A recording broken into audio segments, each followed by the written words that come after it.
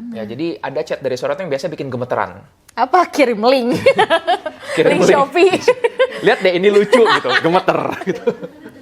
Kenapa ya dok? Aku selalu bandingin pasanganku dengan standar TikTok. Wah, ada 3 hal yang menyebabkan kenapa satu teks yang netral itu bisa kita nilai secara berbeda. Iya. Dalam relasi itu, waktu terlalu banyak dihabiskan untuk mencari siapa yang salah. Betul. Bukan mencari apa yang salah.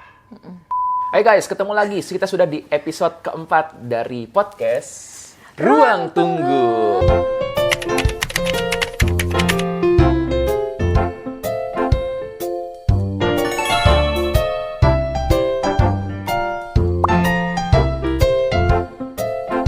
Wah, akhirnya ada suara. Kemarin pas kita syuting tuh sepi ya? Iya, sepi. Cuma kita doang sama kamera. Sekarang Iya. lumayan ada beberapa orang yang Mulai ada ngedaftarin. tim. Alhamdulillah Mantap ya Allah. Nah, kita percaya di podcast Ruang Tunggu bukan cuma sekedar menunggu, tapi kita juga bisa belajar sesuatu. Betul. Ya, jadi sambil nungguin, yuk dengerin kita. Iya, ini di episode keempat ini Sambil ngemil. nggak ada, kita nggak ada ngemil-ngemilan ini. Bantal lagi yang ngomilin. Oke, di podcast keempat ini tuh ya. Keempat. Kita mau bahas apa ya sekiranya? Gini deh, udah ke episode keempat, mungkin banyak yang nanya kayak, ih kok istrinya ngikut? Akhirnya ada yang nanya juga. Oke guys, ya. Beban banget nih istri ngikut. Enggak. Jadi tahu nggak sih, kadang ada ya yang acara take your kids to work. Nah, Iya. ini take your wife to work. Jadi ceritanya gimana sih? Karena kan selama ini tuh saya suka untuk bekerja dan berkarya. Gitu. Betul, saya suka ngikut. Nah, jadi kan biasanya gini ya, jadi sekalian aja diajak supaya melihat bagaimana proses bekerjanya. Ternyata bisa juga diajak kolaborasi. Betul. Gitu ya. Dan ini jadi salah satu yang menarik juga nih, karena kan biasanya ya kalau misalnya pulang kan kadang-kadang orang tanyain, gimana kamu hari ini? Apa yang bikin stres? Iya. Nah, dalam situasi ini stresnya dibawa. Mari, langsung hadir bersama dengan kita. Ya jadi nggak ada alasan tuh kalau misalnya apa yang bikin stres, macet? Enggak, tadi lancar kok jalannya. PK tidak apa-apa ya. Iya. Jadi hari Iya. kita bahas mengenai relationship. Betul. Aku bisa pastikan bahwa kami berdua akan menjadi coach relationship yang sangat baik. Betul. Bukan karena kami tidak pernah berantem. Tapi Justru karena sering berantem. sangat sering berantem. Nah, beda tapi ketika berantem kami akan selalu meniatkan untuk bagaimana belajar dari situ, bagaimana untuk menyelesaikan konflik yang ada. Setuju? Betul, setuju. Nah, kita bakal diskusi hari ini tentang apa ya kira-kira ya? Kalau misalnya ngomongin soal relationship, kayaknya itu lekat banget sama yang namanya komunikasi. Komunikasi. Betul. Jadi gimana kalau kita bahas sedikit mungkin ya tentang komunikasi, karena kalau kita bahas komunikasi itu luas banget kayaknya ya. Nah, gimana kalau misalnya kita langsung bridging aja. Langsung aja lanjut ke sesi rambutan.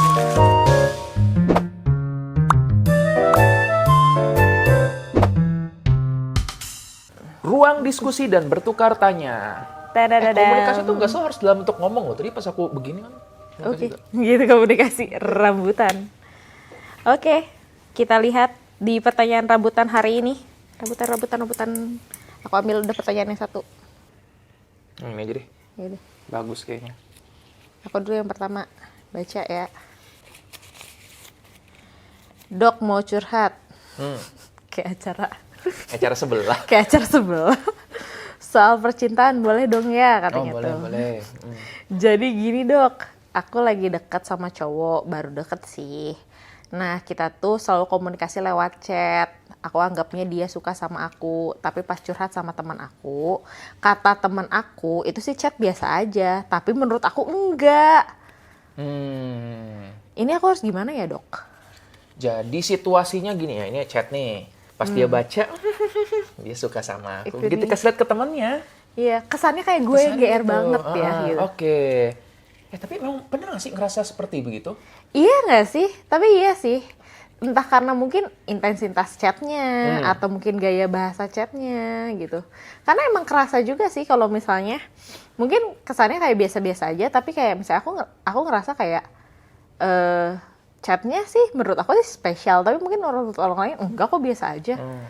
Kayak gitu. Nih, sorry, jujur nih. Kadang-kadang ya, aku pun merasa bingung membaca chat dari Sora. Yang mana? Ya, jadi ada chat dari Sora tuh yang biasa bikin gemeteran. Apa kirim link? Kirim link Shopee. Lihat deh ini lucu gitu, gemeter gitu.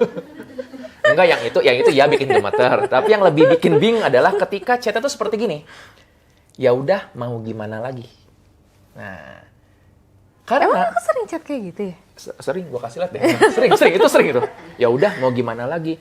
Aku telat ya. Ya udah, mau gimana lagi? Wah, nambah pasien satu nih, telat 1 jam. Ya udah, mau gimana lagi? Oh Begitu. iya sih. Ya kan?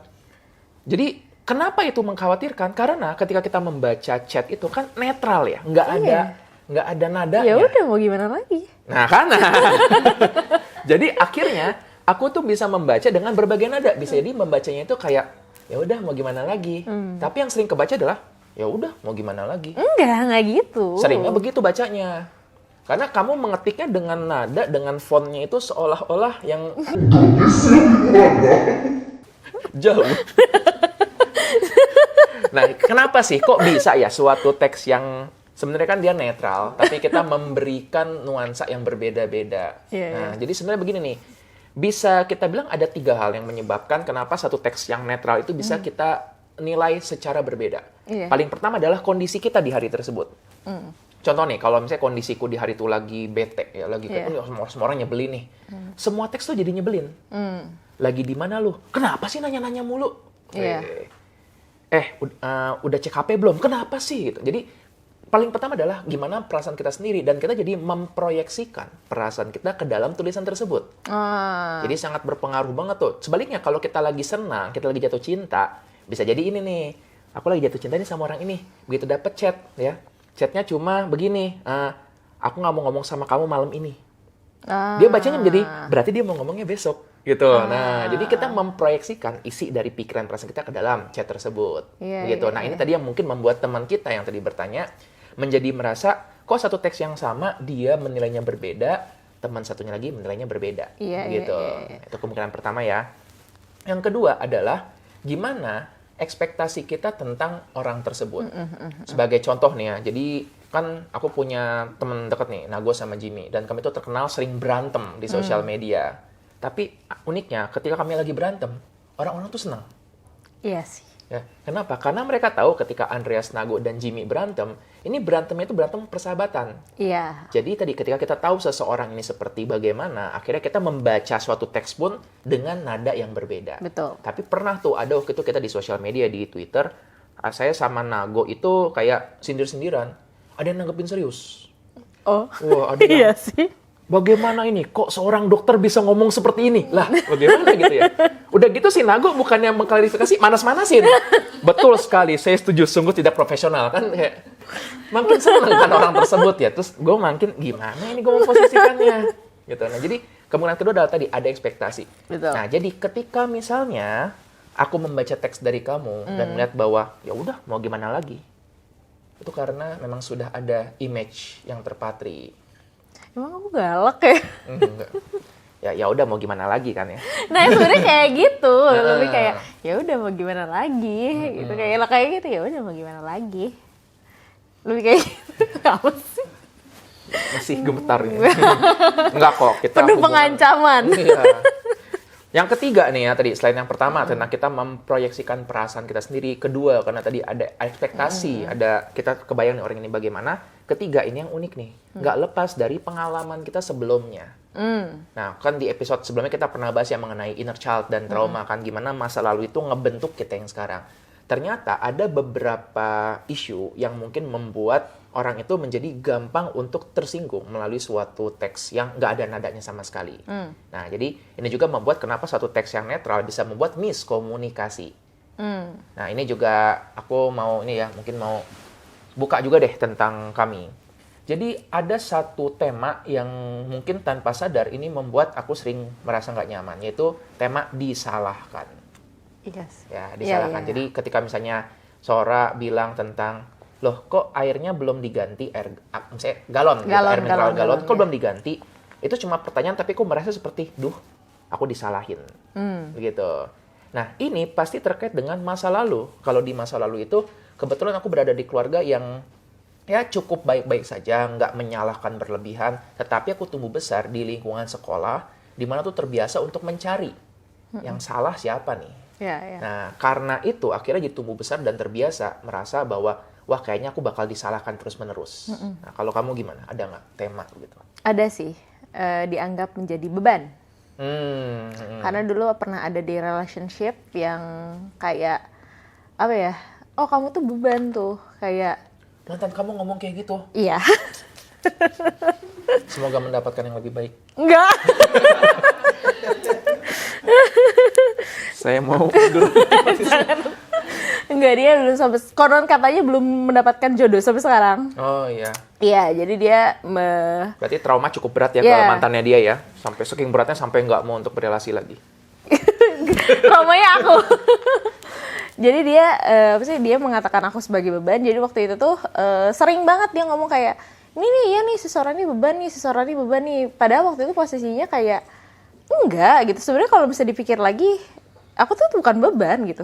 Sebenarnya cukup netral, kayak misalnya nih, waktu itu aku sakit, minta dianterin pulang. Sebenarnya nggak minta dianterin pulang juga, waktu itu aku minta pulang. Dan aku minta pulangnya tuh kayak, udah aku mau pulang aja gitu. Jadi kayak mau cabut gitu, mau pulang, izin ke dia, aku pulang ya gitu. Dan itu pun nggak minta dianterin, kayak aku pulang sendiri gitu. Tapi waktu itu dia kayak, udah gue antar gitu. Terus dia ngumumin gitu ke teman-temannya, kayak, ini nih gue mau balik nganterin dia gitu ya. Biasalah nih cewek gue beban gitu. Dan itu sering banget diulang-ulang. Itu di sana penonton berat banget napas itu ya. Kayaknya banyak juga nih yang ngerasa Iya, kayak gitu ya. dan sering banget itu diulang-ulang kayak, iya nih cewek gue beban. Terus kalau misalnya main game gitu, kayak main game apa, iya nih cewek gue beban. Terus dia sering manggil beb, beban gitu. Itu lucu sih. Oke, Iya. kita lanjut ya Beb ya. Jadi gini Beb. Sekarang gue udah bisa ketawain Udah itu, bisa jadi kayak ketawain. yang nggak apa-apa, nggak masalah. Bagus ya. Jadi sesuatu yang dulu menjadi suatu rasa sakit, kita ketika memproses itu, sembuhnya tuh bukan dengan kita berdamai, bukan dengan kita melupakan. Justru Iya. ketika bisa mentertawakan itu, Iya, karena aku tahu aku nggak kayak gitu. dia berpikir dia tidak seperti itu. Beban berpikir dia bukan Enggak. beban. Itu salah satu improvement juga sih Iya, ya, iya. ketika merasa demikian. Iya, Oke, iya, nggak apa-apa Beb. Oke. Lucu banget lagi. Nah, kita sedikit nih ya, pengen lanjut. Oke, Tapi oke. gimana kalau kita baca semangka Rambutan yang kedua. Lihat aku bisa sulap nih ya. Ini apa nih? Semangka. Muncul rambutan. Kan tadi lu ambil. Oh, udah. Gimana sih, Beb? Tolong di-cut yang sebelumnya ya, biar seolah-olah nggak kelihatan ngambil. Pertanyaan kedua. Nah, kenapa ya dok, aku selalu bandingin pasanganku dengan standar TikTok? Wah, aku ngerasa dia nggak sesayang itu sama aku. Contohnya, kalau chat lama dibalesnya atau singkat-singkat, akhirnya bikin kita berantem gara-gara hal sepele. Nih, chat balas lama dan singkat-singkat nih. Gue. Ini kayaknya gue yang nanya Tapi deh. sebentar. Aduh, Beb, maaf ya, Beb Oh, ya. iya. Sebentar. Sebelum kamu menjawab ya. Aku dulu nih yang nanya. Standar TikTok tuh apa sih? Oke. Kayak sebelum itu kan standar tuh berarti sebuah sebuah limitasi kan, Iya, kayak iya. ini standarnya tuh segini gitu. Tapi karena mungkin saya bukan warga TikTok ya, aku kan nggak punya TikTok gitu. Aku sendiri bukan warga TikTok, jadi aku nggak tahu standar warga Standar TikTok itu. tuh segimana. Baik, oke. Jadi pingin tahu nih standar Biar TikTok kita tuh samakan biar sama gitu, persepsinya ya. bahasanya tuh sama. Standar TikTok tuh kayak gimana? Baik, oke. Jadi, ini juga kemarin nih, baru beberapa waktu yang lalu ya, aku ada ngobrol dengan seorang klien, terus dia cerita. Dia juga melihat sama nih, di TikTok, ada suatu kutipan begini. Hati-hati kalau ketemu dengan orang yang nggak punya teman jangka panjang. Kalau dia nggak bisa memaintain hubungan jangka panjang, itu orang berbahaya. Itu bukan teman yang baik. Dia mempertanyakan ini karena bingung, masa sih benar seperti ini? Karena dia sendiri nggak setuju dengan itu. Nah, aku juga sering mendengarkan ya beberapa kali juga dari entah dari pembaca ataupun dari teman-teman ataupun dari klien. Dan mereka tuh sering nyebut nih, aku nemu di TikTok seperti ini. Terus aku menemukan bahwa standar TikTok itu bukan sesuatu yang tinggi sebenarnya. Tetapi hitam putih. Black and white. Seolah-olah kalau misalnya, dalam cerita tadi kan ya, kalau misalnya pasangan kamu balasnya cepat, sama dengan dia baik. Kan padahal belum tentu Belum ya. tentu. Kalau pasangan kamu nggak balas, sama dengan dia tidak peduli. Jadi terlalu cepat melihatnya tuh hitam putih banget. Tadi juga kan ke klienku ini yang mengatakan, Dia membaca kalau bisa teman jangka panjang artinya sama dengan teman yang baik. Kalau dia nggak bisa memaintain hubungan jangka panjang, ganti-ganti teman terus artinya sama dengan teman yang buruk. Mungkin, betul, mungkin. Tapi kan tuh melihat hitam putih banget. Iya, betul. Ya sama aja kayak kita mengatakan kalau aku ngambil karir ini aku pasti sukses, kalau enggak aku pasti akan gagal. Nah, Dokter pasti kaya. nah Padahal hoax itu, hoax. Saya masih harus kerja 3. Dokter iya, nulis iya, Bikin juga podcast iya. Kalau saya kaya cukup 1 doang saya gitu. Cuma ya. Iya. Itu kan jadi pola pikir hitam putih itu yang mungkin karena mungkin terbiasa juga ya dengan konten di sosial media itu kan cenderung cepat. Iya. Ya, TikTok itu kan diharapkan dalam hitungan beberapa detik kita sudah mendapatkan intinya. Ya, kalau dia harus jelasin gradasi dari putih, hitam, dan abu-abunya, lama dong. Jadinya kan jadi podcast ruang tunggu. Bukan jadi video VT atau Reels Iya, yang cuma sebentar gitu. Karena waktu yang terbatas tadi, akhirnya jadi terbiasa untuk ya sudah kita ngambil kesimpulan dengan cepat saja. Nah, ngomong tentang ngambil kesimpulan cepat, ini nyambung juga nih, aku jadi kepikiran topik pertama tadi. Tadi kan teman kita yang pertama bertanya itu ya. Yang texting. Yang teks itu. Kalau misalnya dia begini, artinya dia nih suka juga sama aku nih. Gitu. Sebenarnya kayak temannya melihat, enggak deh, kayaknya dia marah sama kamu. Nah, sering nggak sih kita kayak gitu? Kita ngeliat chat ya. Setelah melihat chat, kita langsung, namanya tuh jumping to conclusion. Ini tuh biasanya dilekatin sama cewek-cewek tahu. Mungkin iya, Iya. tetapi ternyata banyak banget terjadi pada berbagai macam orang. Jadi nggak cuma hanya pada perempuan aja. Bisa terjadi ke cowok juga ternyata. Sering, itu. Oke. Ya. Dan jumping to conclusion adalah suatu hal yang tidak berguna karena ini jumping yang tidak membakar kalori. Iya sih. Kalau jumping to conclusion bakar kalori udah sehat gitu Sehat. kan. Ternyata tidak ya.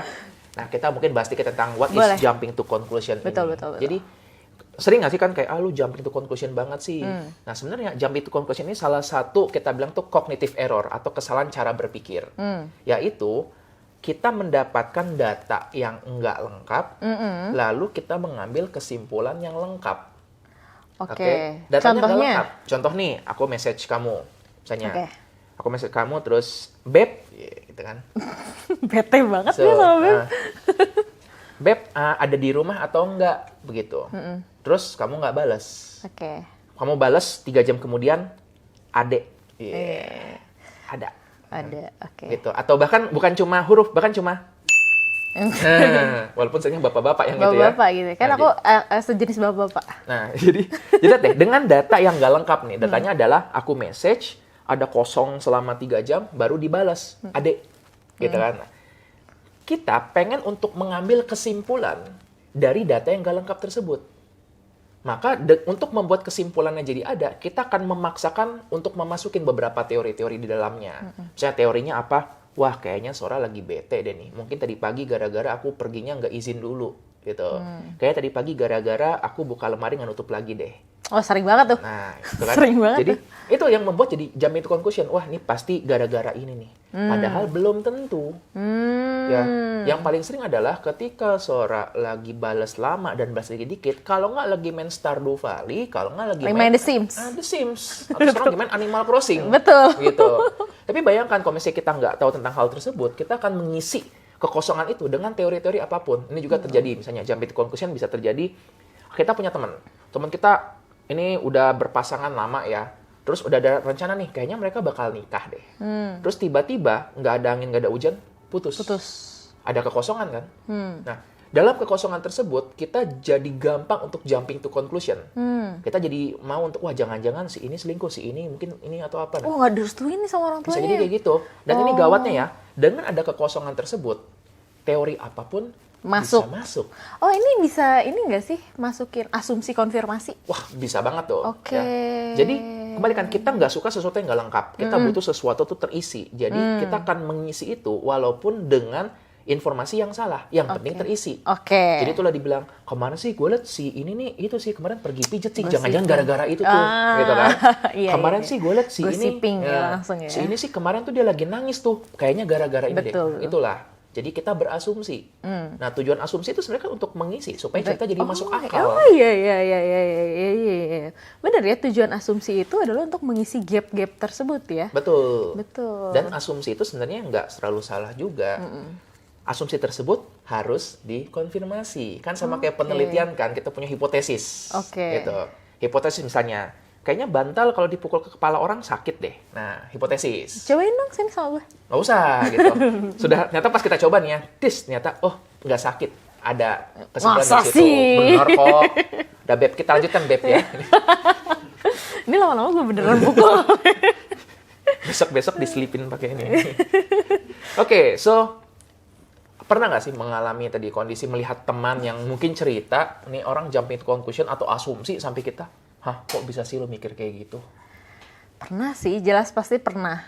Kayak, apalagi kalau misalnya, mungkin kalau jumping to conclusion itu kebanyakan, temen aku kan kebanyakan cewek ya. Kalau cewek-cewek tuh kayak misalnya pacarnya nih, lama bales gitu. Aduh, misalnya nih, cowok gue nih lama bales. Wah ini pasti dia lagi main Dota nih. Atau enggak, wah dia pasti selingkuh nih. Enggak coy, siapa tahu dia tidur, siapa tahu dia kerja, siapa tahu dia ngapain kayak gitu, nganter emaknya, Iya, ngelakuin, siapa tahu lagi demo. iya siapa tahu lagi demo gitu. Kan kita nggak pernah tahu gitu dia lagi ngapain gitu. Lu tanya aja, lu lagi sibuk nggak, lagi ngapain Kak? Kalau misalnya itu, oh dia pasti marah sama aku ataupun apa. Tenang dulu aja gitu, kayak take your times gitu. Kayak lu lakuin dulu aja kehidupan lu sambil nunggu balasan dari dia gitu. Jangan langsung bereaksi dulu gitu. Santai dulu aja gitu, kayak apa sih? Lakuin dulu aja kegiatan lu, baru nanti balik lagi ke dia gitu. Menarik. Aku sih selalu kayak gitu ya. Apakah mereka mengikuti saran tersebut? Enggak.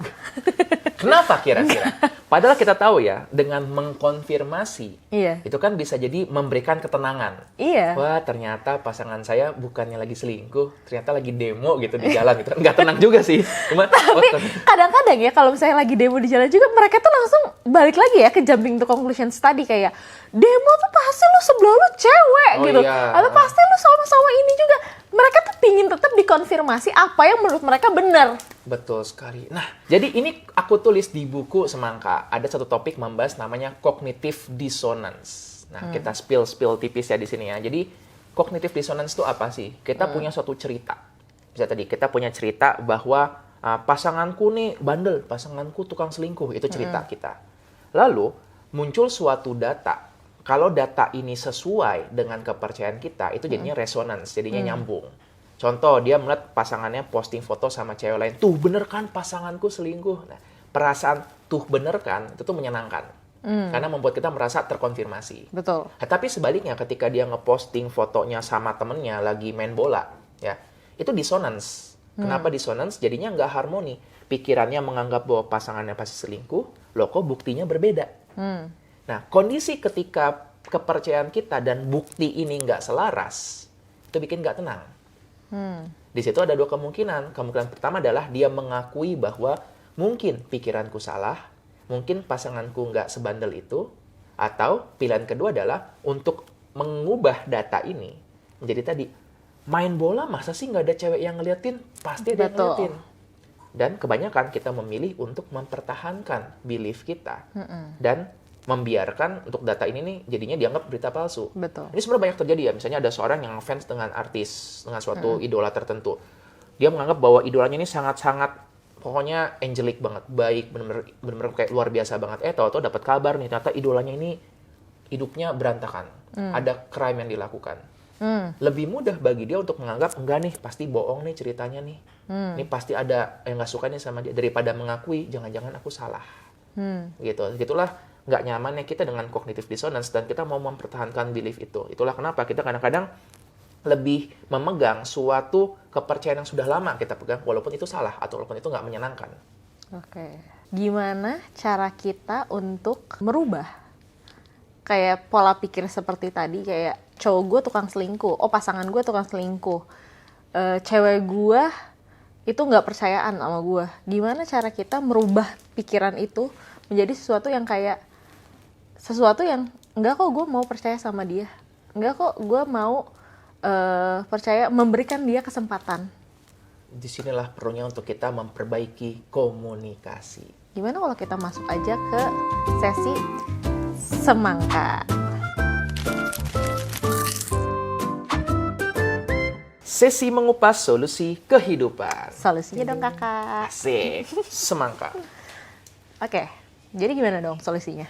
Kalau kita mau memperbaiki komunikasi dengan pasangan, paling pertama adalah kita perlu mengakui dulu bahwa komunikasi selama ini banyak salahnya.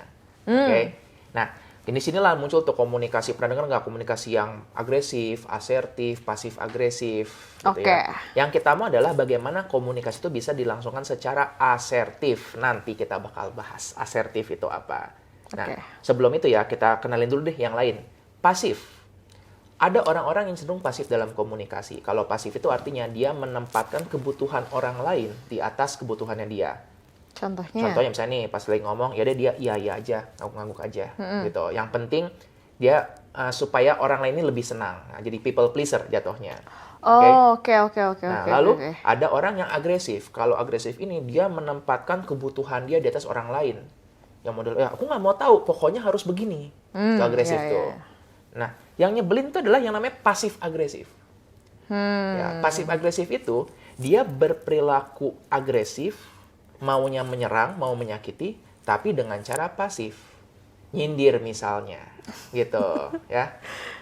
Contohnya begini nih, misalnya ya ada pasangan kita yang melakukan suatu, wah, akhirnya rumahnya beres juga. Jarang-jarang lihat rumah seperti ini. Oh, ya kan? Gak pernah sih kayak gitu. Iya dong, nggak pernah, kan kamu baik orangnya. Oh ya. gitu ya, Beb ya. Jadi lihat deh, berasa ya ada kondisi agresifnya. Tapi kita buat dalam bentuk seolah kita pasif nih. Dan ini membuat dia nggak bisa disalahkan. Ketika, kok kamu ini sih sinis, kok kamu nyerang? Enggak, aku tadi memuji loh. Aku bilang, wah gini dong, jarang banget di rumah seperti ini. Ini senang banget lihat rumah seperti ini. Atau dengan cara silent treatment. Mendiamkan itu juga sebenarnya salah satu bentuk dari pasif agresif. Cuma ini panjang banget ya. Kayaknya kita butuh satu episode sendiri itu buat membahas tentang silent treatment. Bener. Ringkasnya sih, ketika silent treatment kita seolah-olah diem nih. Tapi itu kita agresif. Nah, komunikasi yang baik itu bukan yang pasif, bukan yang agresif, bukan juga pasif agresif, tetapi yang asertif. Kalau misalnya untuk komunikasi sendiri gitu, gimana sih biar nggak terjadi miscommunications? Yang paling penting ya, klarifikasi bukan asumsi. Dan ini sebenarnya kita lakukan juga dalam kehidupan sehari-hari ya. Betul. Kita sering untuk misalnya, aku mau klarifikasi. Nggak apa-apa. Jadi memang ngomong kayak gitu tuh kayaknya aneh. Kayak artis ya. Iya, saya mau klarifikasi dong. Gitu. Kesannya aneh, tapi itu perlu. Misalnya kan sering ya, misalnya kita dalam perjalanan, aku lagi nyetir, terus aku tampak diem gini mukanya. Nah, biasanya tuh Sora bakal nanya tuh. Iya, dear, are you okay? Oke, emang kenapa? Ya, soalnya kamu diem. Nah, itu klarifikasi, bukan asumsi. Ini yang terjadi kalau Sora berasumsi. Wah, dia diemin aku. Ini pasti silent treatment nih. Gitu. Padahal dalam pikiran saya, singa sama harimau kalau berantem mana yang menang? Gitu. Itu kan sering kayak gitu ya. Yang mikir kayak, wah ini pasti lagi bete. Padahal enggak. Nah, dengan tadi kita melakukan klarifikasi itu menyelesaikan sebagian besar masalah. Iya, tapi kamu juga sering kayak gitu kan. Kalau misalnya aku di kasur gitu, aku diem bengong, terus kamu tiba-tiba kamu marah ya sama aku. Padahal di pikiran aku waktu itu kayak, aduh aku mau mindahin rumahnya si Mairina, ini ke bagian hulu pulau yang mana ya? Itu aku ngomongin Animal Crossing. Ngomongin game. Jadi ketika dia gitu mikir, ternyata yang dilakukan ada lagi mikirin hal yang lain. Tapi daripada menganggap, kenapa sih dia selalu marah sama aku? Kan aku nggak salah apa-apa. Nah, jadi klarifikasi bukan asumsi. Teman-teman bisa mulai ya untuk memasukkan ini ke dalam hubungan kalian dengan tadi. Tapi ini perlu sama pasangan ini sama-sama sepakat. Aku akan melakukan ini bukan tujuannya untuk kayak mau so-soan artis, so-soan klarifikasi. Tapi untuk membuat cognitive dissonance tadi yang ini nih frekuensinya nggak sama supaya jadi sama, jadi setara. Betul. Itu sangat-sangat ngebantu. Dan juga ini aku sering sampaikan kepada klien-klienku juga dan ini kita lakukan juga yaitu ketika lagi terjadi perdebatan itu adalah kapalku melawan kapalnya dia. Itu sering terjadi. Betul. Artinya kita naik kapal dengan tujuan yang berbeda. Nah, berani nggak kita untuk mengakui bahwa oke, yuk kita turun dari kapal masing-masing, kita naik ke kapal yang sama, dan kita definisikan ini bukan kapalku melawan kapalmu, tapi kita berdua naik satu kapal melawan masalah. Betul. Problemnya adalah dalam relasi itu waktu terlalu banyak dihabiskan untuk mencari siapa yang salah, bukan mencari apa yang salah. Itu bagus tuh buat cold cut di awal ya tadi ya. Oke, ini sebenarnya pernah terjadi sih. Ingat nggak sih yang waktu tentang banana bread? Banana bread ya, Iya. ceritakan tentang roti pisang. Iya, roti pisang. Ini kisah miscommunication-nya aku sama Andreas. Jadi waktu itu aku lagi suka baking dan mau bikin banana bread. Syarat bikin banana bread itu adalah si pisangnya harus overripe. Jadi harus dibiarin hitam, mateng harus banget dibikin gitu. mateng dan harus dibikin kayak kulitnya hitam. Jadi kayak mungkin setengah busuk kali ya, bukan busuk kali ya. Ya, udah benyek gitu ya? Benyek harus dibikin benyek gitu. Karena kalau nggak dibikin benyek tuh nanti si banana bread itu agak keset gitu rasanya. Nah, Andres nggak tahu syarat itu. Dan aku pun nggak pernah cerita tentang syarat tersebut gitu.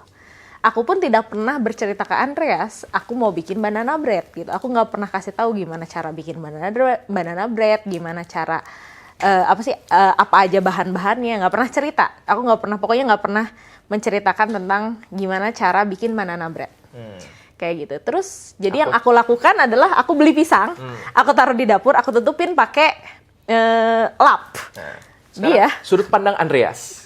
Andreas dibesarkan di keluarga di mana jangan buang-buang makanan. Ketika saya pulang, lagi lihat-lihat siapa naruh pisang di sini. Nah, mubazir nih pisang nih. Sebelum rusak, gue buka gue makan. Betul. Nah, tiap pagi aku selalu ngerasa, loh kok pisang gue hilang kayak gitu. Setiap malam aku kok ada pisang. Terus jadi setiap hari, setiap minggu gue bakal beli pisang baru dan setiap hari juga dia akan memakan pisangnya. Nah. Jadi gitu, terus sampai suatu hari gue muak gitu kayak saya muak gitu kayak akhirnya aku kayak kesel, marah lah suatu hari atau aku bilang kayak kenapa sih kamu selalu makan pisang aku bilang gitu kayak gitu, marah ke dia. Kayak, kamu tuh selalu makan pisang aku. Kenapa kamu makan pisang aku? Kayak gitu. Dia juga bakal marah ke aku dengan bilang, kamu tuh selalu buang-buang makanan. Kayak gitu. Seperti itu. Terus kita berdua berantem di situ. Jadi dia menuduh aku selalu buang-buang makanan. Dan aku menuduh dia selalu memakan makanan aku gitu. Masak makanan aku gitu. Tapi waktu itu kita memutuskan untuk turun dari kapal masing-masing dan berada di kapal yang sama seperti tadi gitu. Dan aku menjelaskan lah kenapa pisang itu ada di dapur hampir setengah busuk gitu. Karena aku bilang aku tuh mau bikin banana bread gitu. Dan banana bread itu si pisangnya harus hitam untuk dibikin gini. Terus dia bilang, oh aku tuh gak mau buang-buang pisang. Jadi setiap kali lihat pisang mau setengah busuk, aku selalu makan dulu sebelum itu menjadi mubazir gitu. Jadi ya seperti itu sih, as simple as that gitu. Ketika dikomunikasikan, oh maksud kita berdua baik gitu. Maksud kita berdua, aku mau buat banana bread buat dia karena dia suka makan makanan manis. Dia gak mau buang-buang makanan. Selesai. Itu yang terjadi. Jadi kami punya kapal masing-masing dan kapal kami benar. Yep. Cuma ada situasi ketika kita dalam sebuah relasi, turun dari kapal tersebut dan bareng-bareng. Dan memang ini yang juga skill yang kita develop over time, yang kita baru kembangkan. Saat ini terjadi dulu, kayaknya sih kita udah berantem yang besar. Yeah. Dan ini yang sering jadi masalah ketika misalnya tadi udah ada klarifikasi sekalipun, aku tuh mau membuat banana bread. Nah, pihak yang lain bukannya mau menurunkan egonya, yang ada, ya kenapa kamu nggak bilang? Harusnya kamu ngomong biar aku tahu. Karena tadi lagi-lagi berada di situasi yang tidak mau disalahkan. Betul. Makanya aku mengajak teman-teman untuk mendefinisikan ulang ya bahwa dalam sebuah relasi, ingat bukan mencari siapa yang salah nih, Betul. tapi apa yang salah. Apa yang salah? Aku biasa mengajak klienku untuk memang membriefing dulu di awal dengan pasangannya. Yuk, kita jangan cari siapa yang salah, kita cari apa yang salah. Atau tadi, yuk kita turun dari kapal masing-masing, kita naik di satu kapal.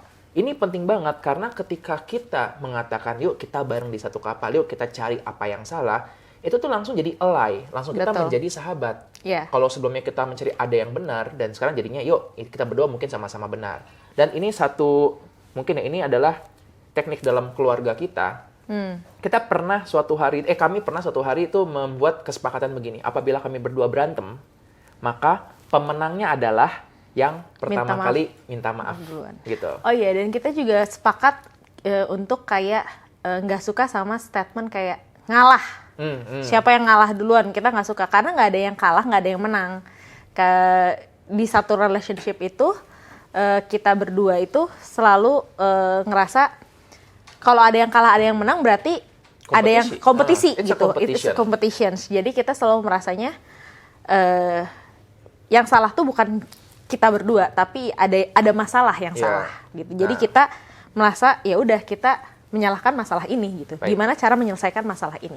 Begitu. Dan dalam komunikasi asertif kita tadi ya, kalau bilang ya udahlah aku ngalah aja biar cepet, itu Betul. kita pasif. Yep, betul. Ketika bilang wah aku nggak mau ngalah, enak Ya aja. udah aku minta maaf aja. Nah, gitu. itu pasif agresif Yap. gitu kan. Kalau bilang, oh nggak bisa, ini kan bukan salahku. Banyak banget aku mendengar gitu dari klien-klien. Iya. Iya sih dok, saya tahu saya perlu minta maaf, tapi kan bukan salah saya.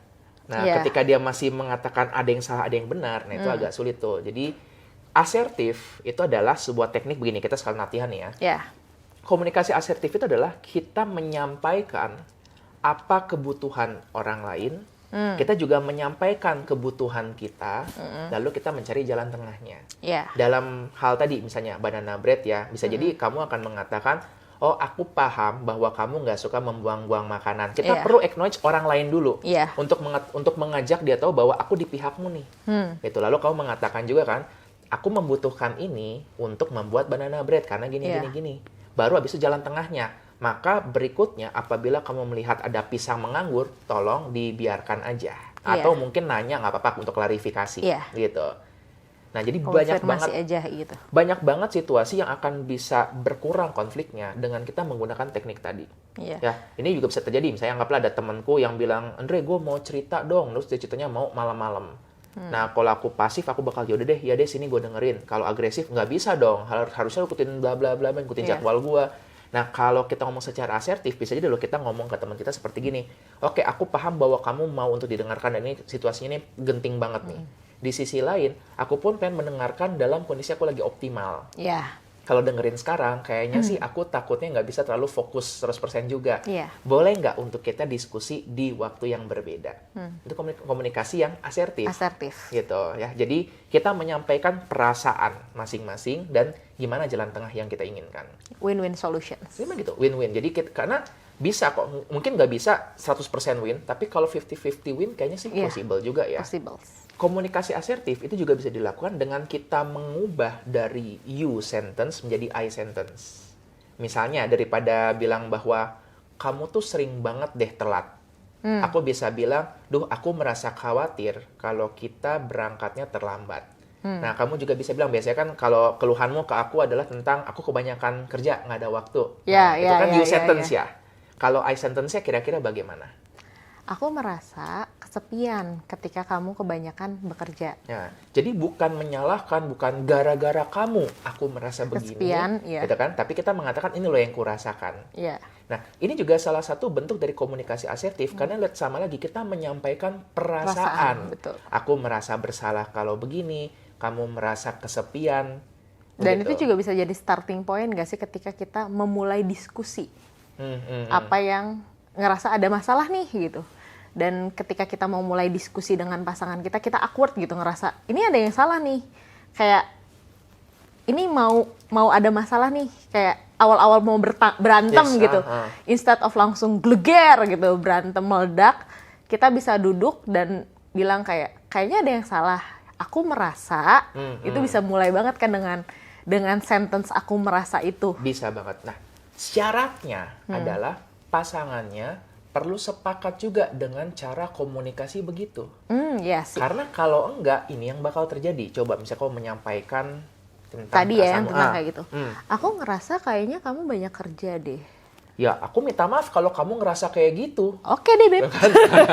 Itu yang sering terjadi gitu ya. Jadi, I'm sorry you feel that way. Iya sih. Atau gini, lah kan maksudku kan nggak seperti itu. Iya. Jadi lagi-lagi langsung defensif. Inilah yang aku bilang, turun dari kapal, naik di kapal yang sama, oke, kamu merasa tadi kesepian. Di sisi lain, jobku lagi penting nih. Ini lagi masa-masa yang Iya. penting. Kalau kita melewatkan ini, takutnya nanti ada opportunity yang miss banget. Gimana kalau aku akan sibuk di waktu-waktu tertentu, tapi aku janjikan di setiap tanggal tertentu atau di setiap hari tertentu, aku bakal spend waktu sama kamu. Begitu. Oke. Nah, itulah cara untuk komunikasi asertif. Teman-teman, komunikasi asertif itu nggak ngejamin pasti keinginan kalian tercapai 100%, tetapi ini chance kalian lebih tinggi dibandingkan kalian secara pasif ataupun secara agresif. Oke. Kayak gitu aja kali ya. Seru ya? Seru banget. Wah, sebenarnya tadi ada topik yang belum sempat kita bahas tuh ya. Silent Mengenai treatment. silent treatment tuh. Terus mengenai tentang, boleh nggak sih kita nunda ngomongin sesuatu? Iya. Ya, itu seru tuh ya. Iya. Tapi waktunya nggak cukup nih kalau Nggak cukup. sekarang nih. Kayaknya itu bisa jadi satu episode lagi nggak sih? Boleh. Next episode kali ya. Sepakat? Deal? Deal. Oke. Oke, makasih ya Beb. Oke, makasih banget untuk episode hari ini. Begitu apa sih? Sedikit kali ya tentang komunikasi. Terutama di komunikasi di bagian asertif, komunikasi tentang konfirmasi, Bukan asumsi. Terus apa lagi ya? Konsep satu kapal. Konsep tadi ya. satu kapal, standar TikTok tuh. Tentang TikTok, ya. Terus tentang texting, Oh iya. jumping to conclusions. Sama hitam putih tadi ya. Kita melihat Iya, satu secara hitam putih. betul. Banyak banget sih kita belajar hari ini. Thank you ya. Ya, jadi Thank you ya, Beb. sama-sama Beb. Jadi ternyata di dunia ini nggak ada sesuatu yang hitam putih banget ya. Semua tuh Betul. bentuknya ada gradasi. Itu nggak ada sesuatu yang mutlak salah ataupun benar. Tapi ada satu hal yang pasti benar untuk kalian lakukan, yaitu kalian subscribe ke channel Ruang Tunggu. Itu udah pasti benar tuh ya. Gitu. Kalau kalian mau bertanya, boleh bertanya aja di link di bawah ini ataupun di komen aja. Kalau kalian mau membahas sesuatu, boleh bahas di comment section aja. Oke? Oke. Yuk, buat semuanya jangan lupa untuk like, comment, subscribe ya. Dan kasih tahu, share video ini ke semua teman-teman kalian. Ke teman grup SD, SMP, SMA, teman-teman kuliah, RT, RW, grup penyayang binatang, dan lain-lainnya. Gitu ya. Pokoknya biar Oke. semua orang tahu. Jangan lupa di follow juga Instagramnya Dr. Andres Kurniawan di Dr. Andreaman Dan Instagram @littlesora. ya udah sampai jumpa di podcast selanjutnya. Bye bye. Dan ingat, semua perhentian pasti ada cerita. Ceritanya. Apa Iya, bukti dia silent treatment? Lihat Pak, dia 3 Dia minggu. dia 3 Nggak ada minggu chat tidak saya. ada chat saya. Tahu nggak kenapa dulu tuh Plato, Socrates, Aristoteles tuh pada pinter, pemikir. Kenapa? Nah, aku pernah teringat tentang satu konsep dalam komunikasi. Filter, 3 filter Iya, iya. komunikasi.